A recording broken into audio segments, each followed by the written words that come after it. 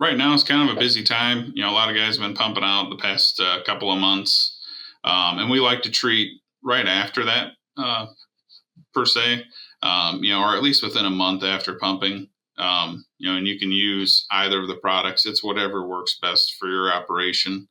Try to treat at that time, and then also treat again about May or June. And what that's kind of doing is that you're going to be treating it right after pumping to kind of get those microbes started again, get them going, start liquefying that sludge and that solids that might have been left from the last pumping, and then inoculating that manure to keep any solids or sludge building up in the future. Swine.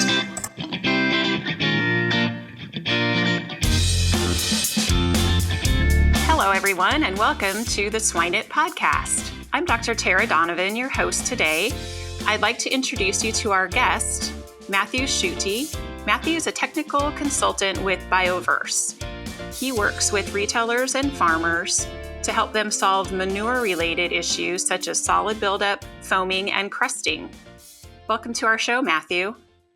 Hey, thanks for having me.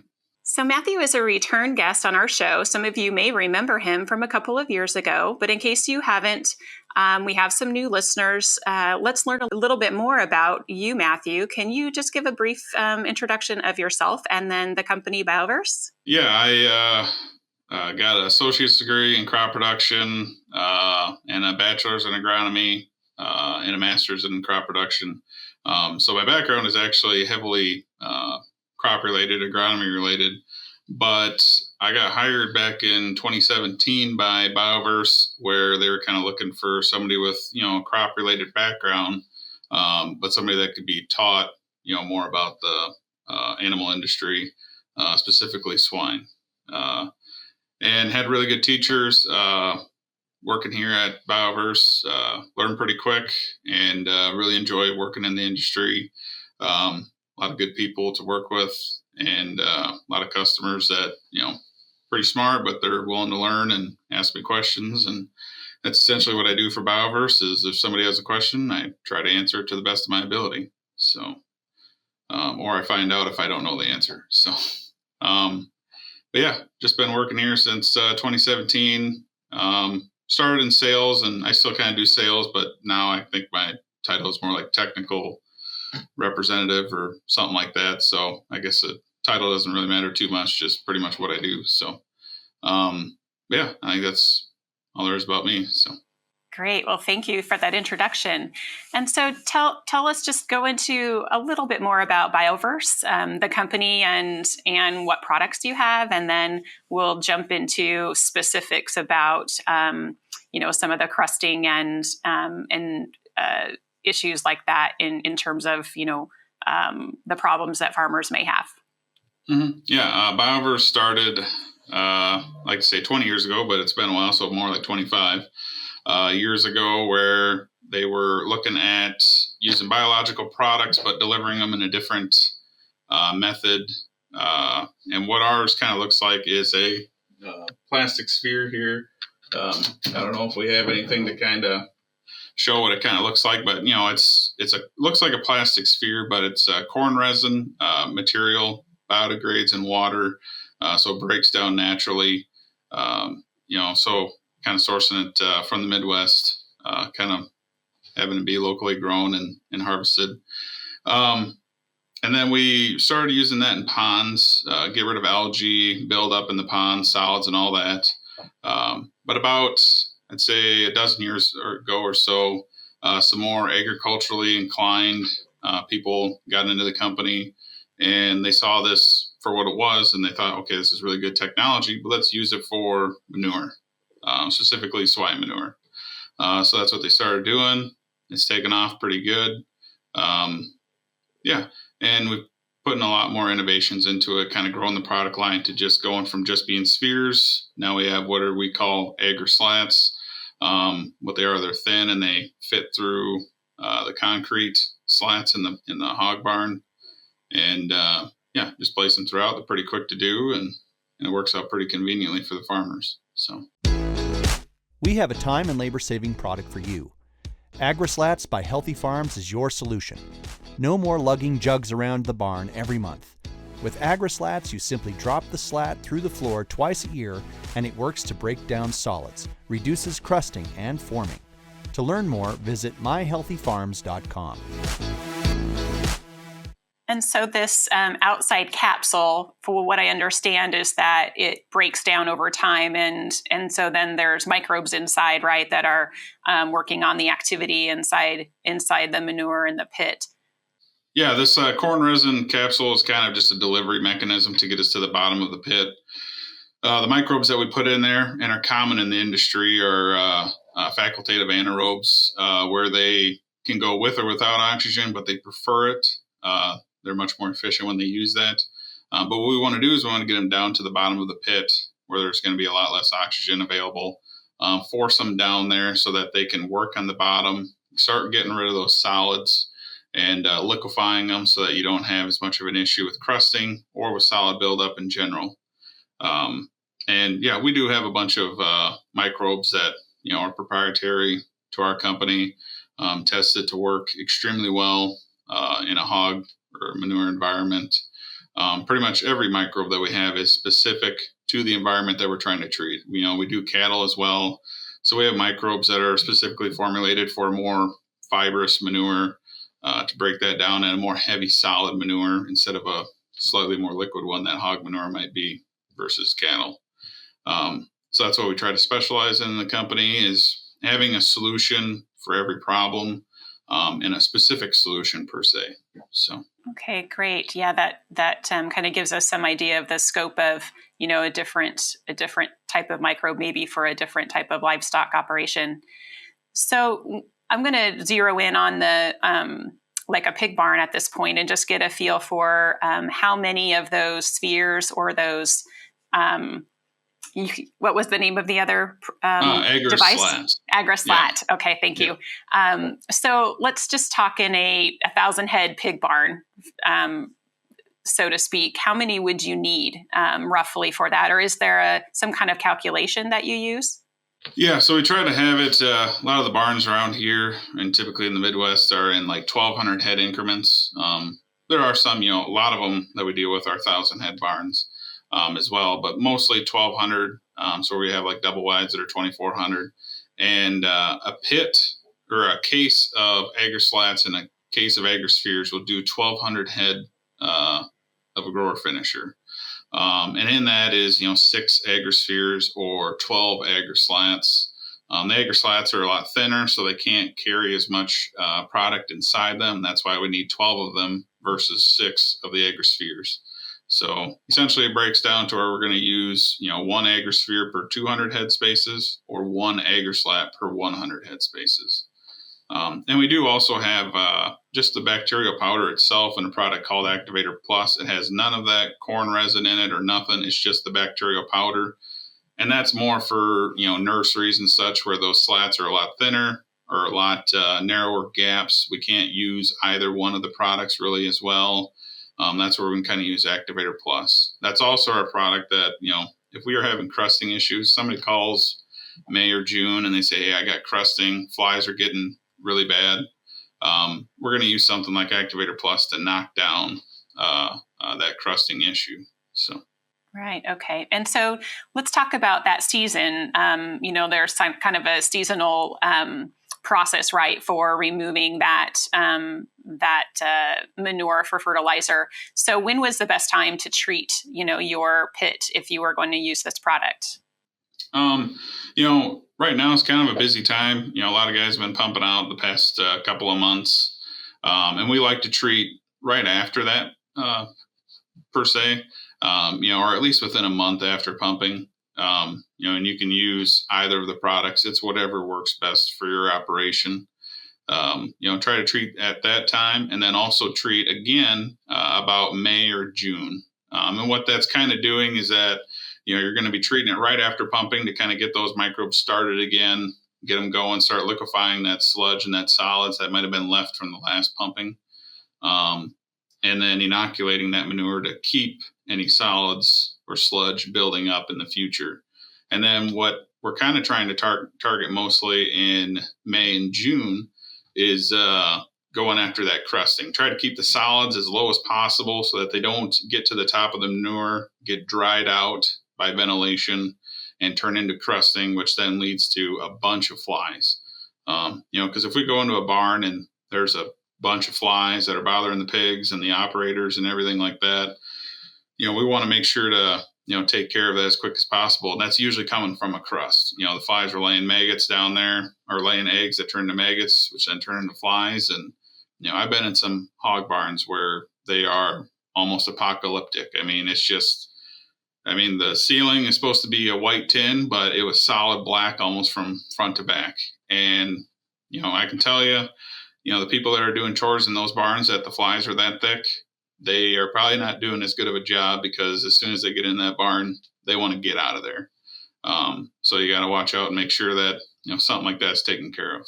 So. Yeah, as a veterinarian, I despise flies in a pig barn, and you're right. It makes the work really uncomfortable if you have to dodge these flies and for sanitation, not a good thing. So, tell me about the product. Is there a different product that you use for the flies versus just to break down the crusting, or are they the same? Yeah, so we have the 𝗟𝗏𝘀𝗃 and 𝗟𝗏spheres is more a preventative deal. While the Activator Plus is more of an active deal. The 𝗟𝗏spheres and the 𝗟𝗏slats are more preventative, and they're not going to be used directly to go after a crusting issue, because, like I said earlier, they go and sink down to the bottom.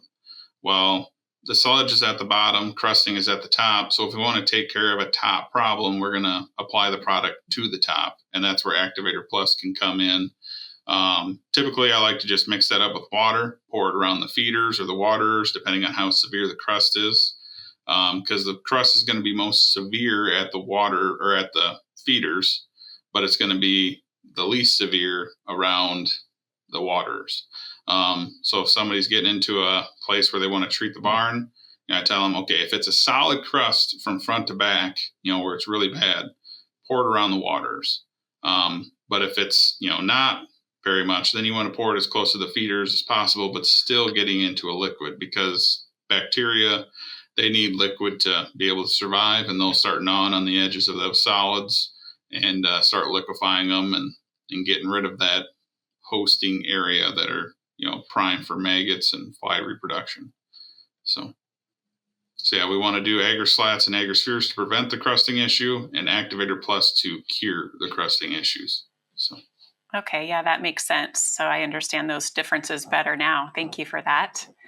So one other question that I had is, what about all of the washing and disinfecting? Does the disinfectant, neutralize this product or something like that? Or do you have to be careful there? Or you would kind of think it would, but we've been doing this for a long time, and we've always kind of been a little cautious about treating during disinfection.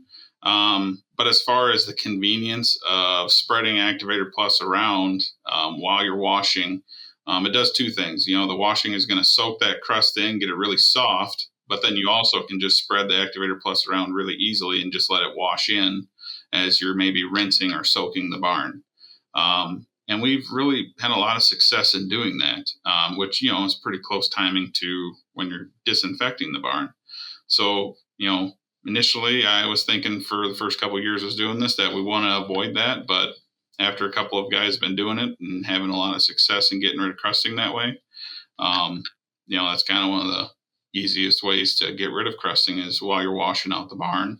Just put some Activator Plus, spread it around, and turn on the soakers or start power washing. So.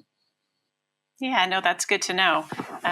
It's an interesting concept, and, cleaning your barn and then working on your pit at the same time totally makes sense. Mm-hmm. Yeah. So I'm going to switch gears just a little bit and ask you some of your experiences helping farmers with their problems. So what's the hardest problem you had to solve, and how long did it take? And I guess what are your challenges out there to get producers to help get their issues with their pits fixed? Yeah, we had one. Actually, this is kind of a common issue where it was a dairy lagoon where they purposely crusted over the lagoon to kind of seal it off so that it wouldn't emit as much odor. And it worked pretty well for that. The problem is, fast forward 10 years, and they had a crust that was many feet deep. We actually went out there and, honestly, it looked like a perfect glade because there was so much grass and trees growing on top of it. There was actually trees that were 6-7 feet tall growing on this crust. And, the guy that, the farmer, he said, yeah, we've pumped it out and we've had a lot of deer that have actually gotten into the manure because they think this is a great place to go graze, but it's actually a manure or a lagoon and they fall right in. So that was probably the most extreme situation. I think when we were all said and done, the crust was like 7 feet deep. And that one took a while to take care of. We did eventually, get it to the point that they could start agitating it to break it up because, when it gets that thick, it doesn't matter how big the pump is, you're not going to break that crust up. But eventually we got it thin enough to, I think it took like a year or two to get it thin enough to break up and finally have that lagoon see the light of day and not have a hugely thick crust. So, that was probably the most extreme example was in that, but it's not actually uncommon. I've had a couple of situations like that where they've had, and it's mostly been, a dairy lagoon where they crusted it on purpose, but then it kind of got away from them. So, in a hog side, it's really just been, like the one I said, where it was just black on the ceiling from front to back. And that crust wasn't necessarily that bad, but the fly issue was, it was apocalyptic. The guy had all kinds of fly killing material. And every morning he was sweeping out a 5-gallon bucket worth of dead flies from where he had the blue marlin fly bait. So that was such an extreme example of how bad the fly issue can get. And, we did as much as we could. And we got that one figured out within, 30 days. So. Wow, those are extreme, huh? I can't imagine 7 feet, but very interesting. So you touched on one thing, that's odor. So tell me, does the product that you have with 𝗪𝗪𝘀, does it help with odor? And is that something we could use to sort of mitigate that bad part of our business? Yeah. And that's one thing that we always say is, we're not going to eliminate odor completely. Shit is shit. It's still going to stink no matter what you do to it. But, there's some hog barns that you just go around and you're like, okay, this is horrendous smelling. And those are the barns that we can definitely help. Something is wrong there. It is producing a stink that, is otherworldly. And that's where our products can definitely help in that kind of situation. If it doesn't smell like just a regular old hog barn, then our microbials can definitely help with that. But at the end of the day, it's still going to smell. But we do have products, one that's called Odor Doc. It's kind of a new product for us. And that's something that we've been using in a couple of barns and having great success at lowering the odor, maybe a bit below what an average hog barn would smell like. Especially in the winter, helping to reduce the ammonia levels, especially, that's been a big plus, especially in stuff like sow barns where, that ammonia can get pretty high in the winter when they're closing off ventilation to prevent, heat loss. And, working in those type of barns sucks, but it also can be detrimental to the sow's health as well. So that's a product that, like I said, it's kind of new. We've been experimenting with it quite a bit and having a lot of success majority of the time. So a lot of people are really happy with that product. And I think that'll be something that if somebody has an odor or maybe they have a neighbor that's really a stickler, or we've actually used it for a guy that was going to have a wedding at his place and he wanted to use it just to make sure that, he didn't have his daughter getting really mad at him that the place smelled pretty bad on our wedding day. So, we've used it for all kinds of situations and it's, everybody that I've talked to has been happy with the results. So. Great. That sounds like a great product. And it sounds like you're always innovating something new or trying to make it better. So very cool. Yeah. If there's a problem, try to solve it. So, yeah. Yeah, no, great. So you touched on this a little bit just a minute ago and made me think. So is there a difference in how you would treat a lagoon versus a pit or underneath the barn? Yeah, we're going to use a little bit different product. Some of the microbes are the same, but some are slightly different. And that product's called Lagoon Sphere. So instead of having a agrosphere for a hog barn pit, which is 6 inches in diameter, we're going to use lagoon spheres, which are 4 inches diameter. And kind of the biggest reason why we go a little bit smaller is so that you can give the baseball team good practice and throwing those lagoon spheres into the lagoon, or it just gives you a really strong arm.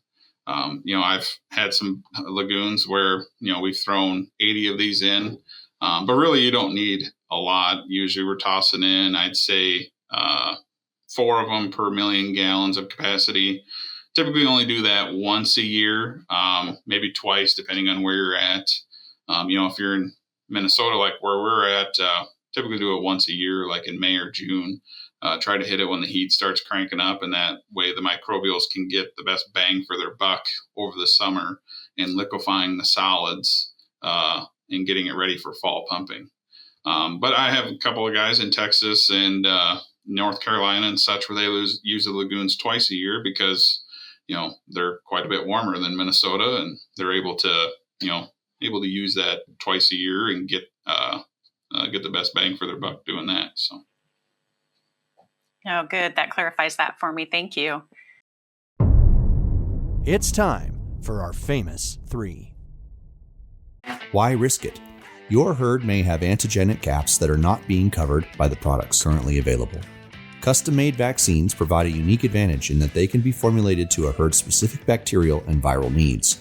Choose the exact isolates, adjuvant, packaging, and size you need with Vaccinova for a vaccine formulated to your needs. Find out more by visiting us at vaccinova.us.com. That's VAXXINOVA.us.com. Great. Well, thank you. And so here's the questions, and this just these are fun for us to get to know you a little bit better and to kind of think about things outside of maybe manure and pit crusting. So one is, what's your favorite either book or resource that you use in your area of expertise? What's your go-to? The university's extensions, they do a pretty good job at looking into stuff, doing research. So the extension does a really good job of making it in a more readable way instead of just having abstract paper and such like that. So if I'm trying to just get a shallow bit of knowledge on something, I like to go to extension, or they got quite a bit of information. But if I'm really trying to do a deep dive, say we're looking at trying to solve a specific problem that we don't have anything for, university publications or just in general, they have a lot of good information. Between everybody, there's somebody has done some research on something. It's just a matter of finding it and interpreting the results to see how it would work with a product like ours, and it gives us a good starting point. So, yeah. Yeah, I agree. I like the conciseness of some of the extension documents. They're really good, to the point. So outside of ag, or your area of expertise, what's your favorite book or resource, or maybe even hobby to do beyond the agriculture? I like to listen to podcasts. Just a good way to kill the time when you're driving or doing something else. Where you can listen and work at the same time. I'm more of a like educational stuff, documentaries, all that kind of stuff.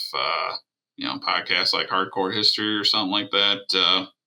Fun to listen to. Also learn something at the same time, and makes a 5-hour drive that much shorter. So. Yeah, absolutely. I agree with you. And there's so many out there, right? For different varieties. So. Oh yeah, there's tons. Yeah. Yeah. So. Great. Okay, so one last question for you. So share with us an attribute or characteristic that you feel sets a successful person apart from others. One of the guys that taught me when I got here, one of the owners as well, he's at the time he's in upper 70s, but he's in his 80s, and very successful guy. The one thing that kind of drove him or fascinated me is that he's as curious as, a toddler is. I mean, he's always asking questions. He's always trying to learn, which is something that you kind of don't see in, people, getting up there in age, but yet he is, willing to learn, ready to learn, and curious as anybody I've ever seen. And that's probably a huge reason why he's successful, or has been, over his life. So. Yeah, wanting to learn and figure it out. That's great. Well, that rounds up our podcast for today. Again, this is Matthew Schutte. He's with BioVerse, and really appreciate you being on our show today. And thank you, listeners. Have a great one. Yeah, thank you. Thank you.